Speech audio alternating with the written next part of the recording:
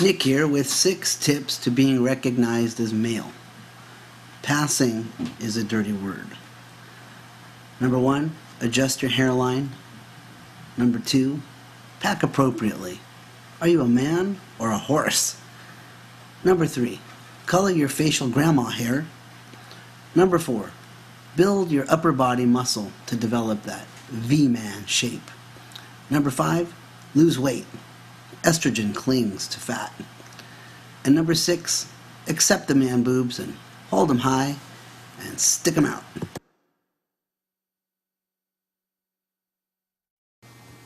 Part 1, adjusting your hairline.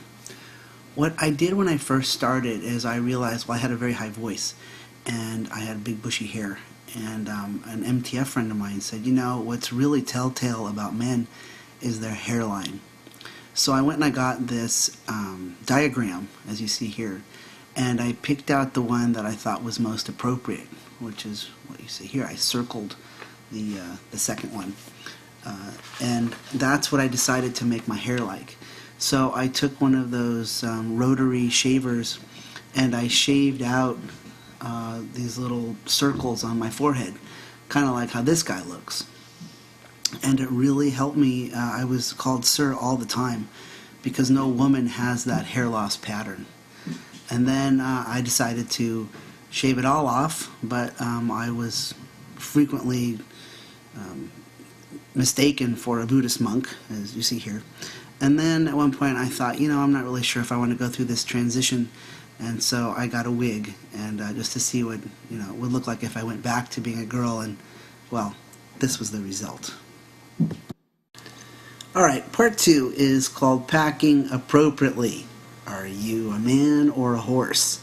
And this goes along with what I was saying, that passing is a dirty word, because it's not really about fooling people. Okay, it's about living as who we are.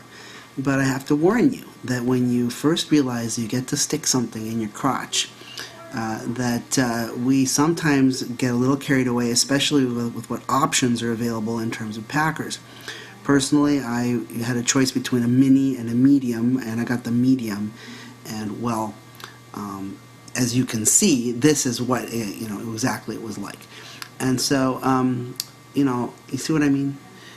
What a packer should be is about a fistful, and you should look like a normal, average guy.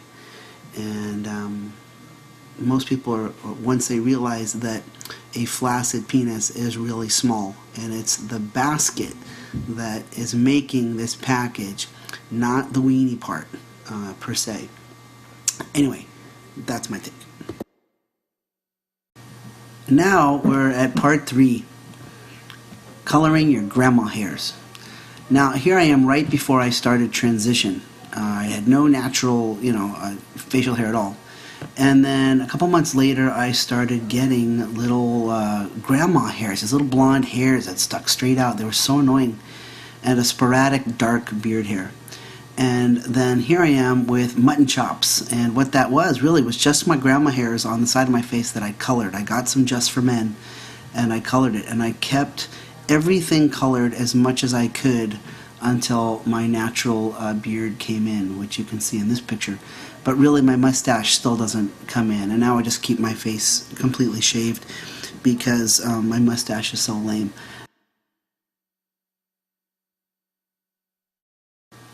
Part 4, losing weight. If you're chubby, you just simply have to drop the weight and let the testosterone work on you and build that fantastic muscle.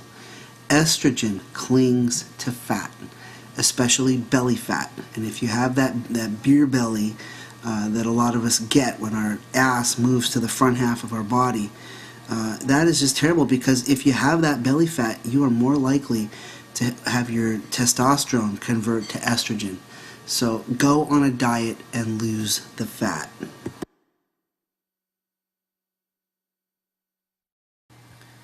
Here we are in part 5, that yummy man V-shape. And,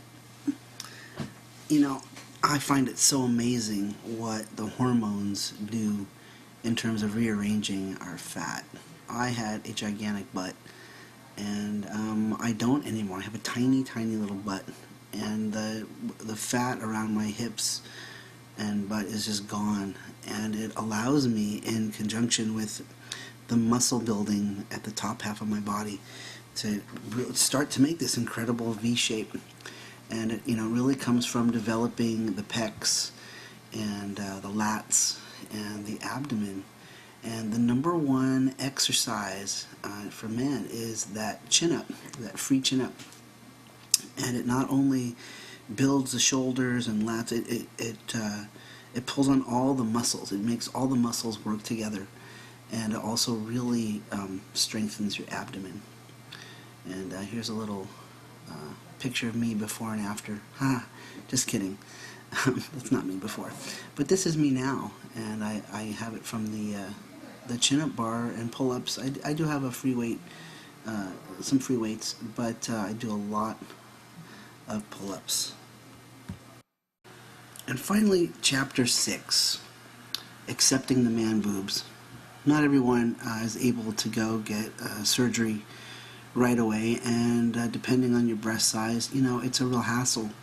I had enormous breasts, and I actually had a breast reduction, and that's actually how I knew that I needed to transition, because the day after surgery I had a completely flat chest, and I thought, oh crap, I got the wrong surgery. And right then I knew I couldn't tolerate being a woman another minute longer. But needless to say, what you can do is, it's understanding the last chapter about building the upper body, especially the pectoral muscles. Because on healthy men, first of all, 40 to 50% of all men have man boobs of various shapes and sizes. And what you have to do is develop the pectoral muscle on the upper part of the chest. And when that bulges, it helps cover and hide the breast tissue that's below it. So you actually, if you have terrible posture, it actually sticks your breast tissue out farther. And so you have to stand up real tall, like you're in the military, and stick your chest out and allow the pectoral muscle that you're developing to be the first to lead the chest. And it really has a huge impact. Even if you're binding, being able to stand up tall and proud and stick your chest out is very masculine. So I hope you've enjoyed my video. It's a bit educational. I've been a long-time professional educator, and I hope that you enjoy it. And talk to you soon.